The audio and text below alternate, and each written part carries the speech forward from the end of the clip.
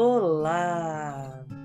Sou a professora Lucília Lopes e hoje trouxe uma artista que tenho certeza que você já ouviu falar dela, Tarsila do Amaral. Nascida em uma família rica e tradicional do interior de São Paulo, Tarsila teve acesso a boas escolas, além de concluir os seus estudos na Europa. Aprendeu piano e outras línguas, incluindo o francês, muito comum na época. Tarsila nasceu em 1º de setembro de 1886 e passou sua infância em meio à natureza, na fazenda da família, no município de Capivari, em São Paulo. Em 1901, Tarsila pinta o seu primeiro quadro, Sagrado Coração de Jesus. Em 1906, Tarsila se casa com o primo, André Teixeira Pinto, com quem teve uma filha. O casamento dura cerca de 10 anos. Seus pais sempre apoiaram as atividades artísticas e intelectuais da filha. A influência e o prestígio de sua família eram tantos que na década de 20, o pai de Tarsila consegue anular o seu primeiro casamento com o médico André. Afinal, ele tinha uma visão conservadora sobre o papel da mulher e não permitia que a artista desenvolvesse o seu trabalho de pintora. Após o divórcio, Tarsila vai para Paris, na França, estudar arte numa escola tradicional de pintura e escultura.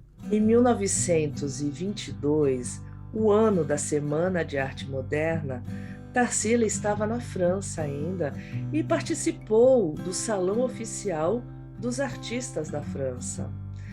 Assim que retornou ao Brasil e teve contato com o movimento modernista, conheceu Oswald de Andrade, com quem se casa em 1926.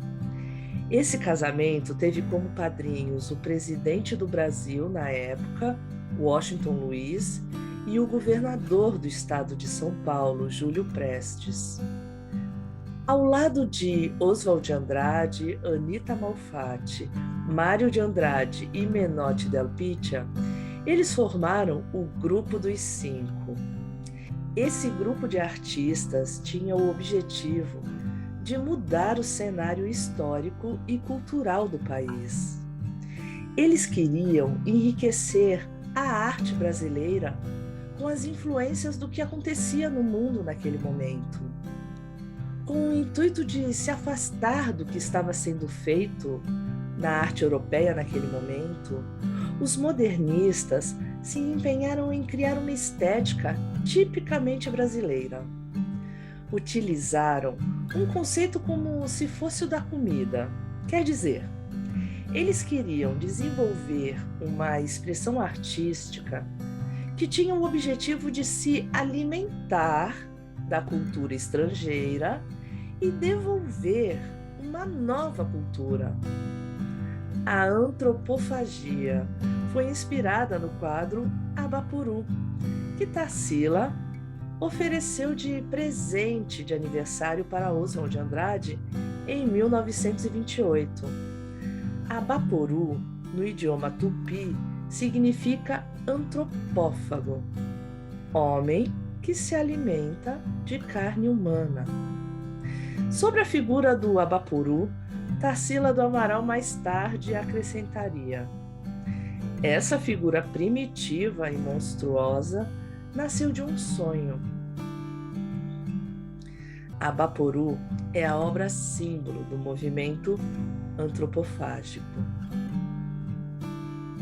A descrição de Tarsila sobre a obra é a seguinte: há uma figura solitária, monstruosa, pés imensos, sentada sobre uma planície verde, o braço dobrado repousando no joelho, a mão sustentando o leve peso da minúscula cabeça em frente um cacto explodindo em uma enorme flor.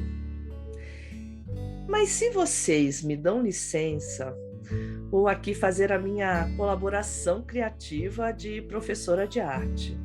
Quer dizer, vou dar meu pitaco do que essa obra me traz, me faz sentir e entender dentro do meu universo. Afinal, uma obra de arte não é apenas o que o artista quis representar, é também o que o cidadão comum entende ou é tocado quando a observa em diferentes épocas. Bem, então lá vai. Acredito que não somente eu, mas muitos relacionam as mãos e os pés grandes à força de trabalho do povo brasileiro, principalmente nas plantações de café, o que seria muito adequado, já que Tarsila vinha de uma família que possuía fazendas de café e ela viu muito dessa cena quando criança. Quando vemos um ser que lembra uma figura humana, com pés e mãos desproporcionalmente grandes, é como se o trabalho físico estivesse sendo valorizado e celebrado por meio de uma pintura símbolo de uma época. Outro fato que colabora para essa percepção é a cor bronzeada dessa figura humana, que também não apresenta uma cabeça grande e nem expressões faciais. Talvez porque, para a força de trabalho que ela colaborava, cérebro e sentimento não eram importantes e nem considerados naquele momento. Outra referência que entendo como um estímulo de uma consciência de brasilidade é o verde e amarelo em dois elementos bem simbólicos. O cacto, que poderia estar representando a seca de grande parte do país, e o amarelo, como uma fatia de laranja, representando o futuro das ricas fazendas, tendo como símbolo um elemento que seria o próximo ouro das plantações do país. As temporadas na Europa e a oportunidade de estudar em duas grandes academias de arte francesas só foram possíveis também por conta da fortuna de sua família na época. No entanto, em 1929, com a Grande Depressão, Tarsila e sua família de fazendeiros são afetados pela crise do café, o que a leva a perder a sua fazenda e quase toda a sua fortuna.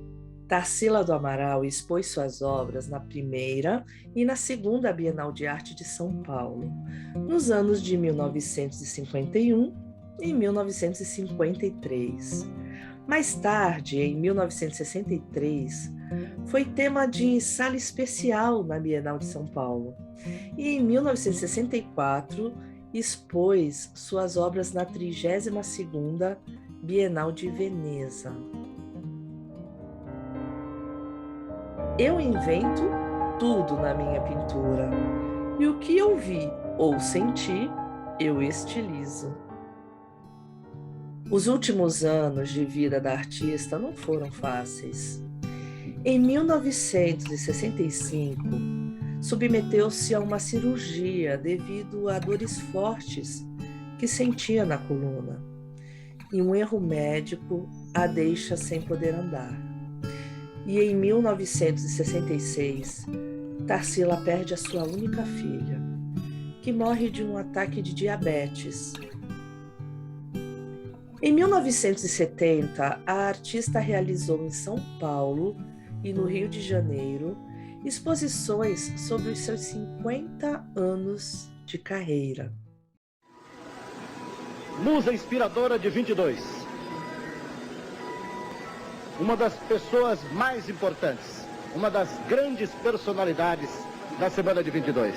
Feliz por estar aqui, Tarsila? Muito obrigada, Samuel. Muito gentil também de ter vindo. Já percorreu esta exposição? Não vi ainda. E agora, 50 anos depois da semana de 22? Mas é interessante isso, não é? Como você se sente?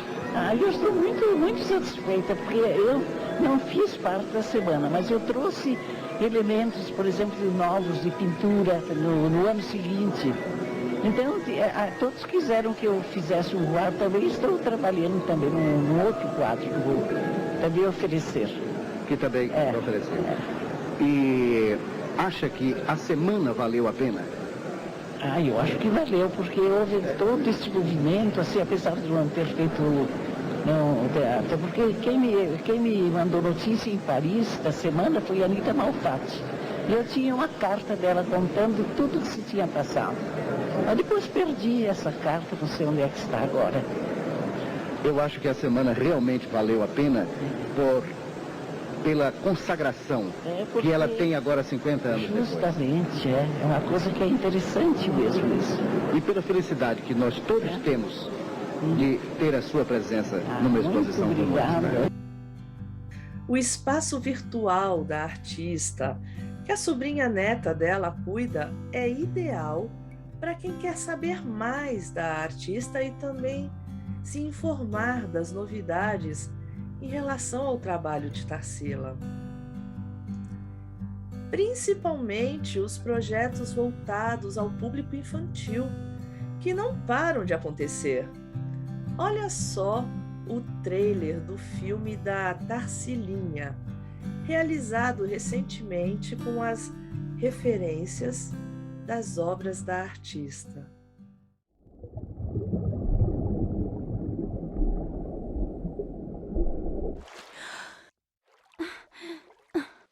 Uau!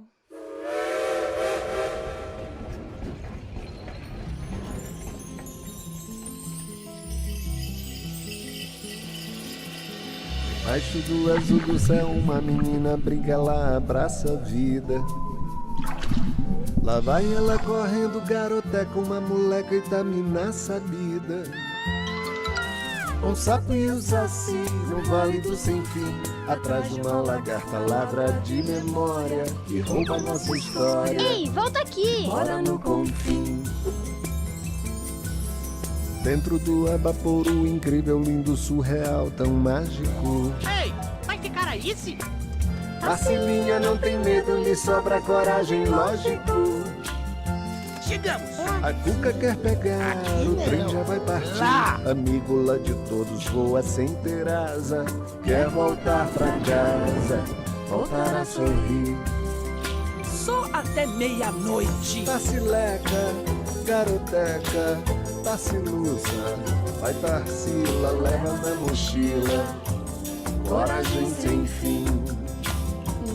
Eu tenho pares novos. Tarsileca, É a 8 na moda. Leco, Tarsiluça, vai Tarsila, leva na mochila.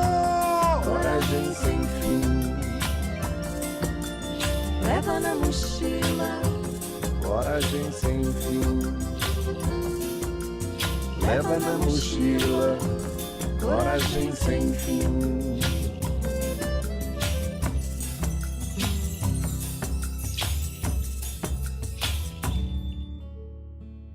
A criatividade de Tarsila do Amaral era algo fascinante e que nos inspira. Que tal se fizéssemos um exercício criativo utilizando uma figura humana como ponto de partida e inventar também o nosso Abaporu? Que parte do corpo colocaríamos em destaque e por qual motivo? Que cor de pele nosso Abaporu teria? E quais elementos iriam compor essa cena? Vamos fazer? Bom trabalho e até a próxima aula!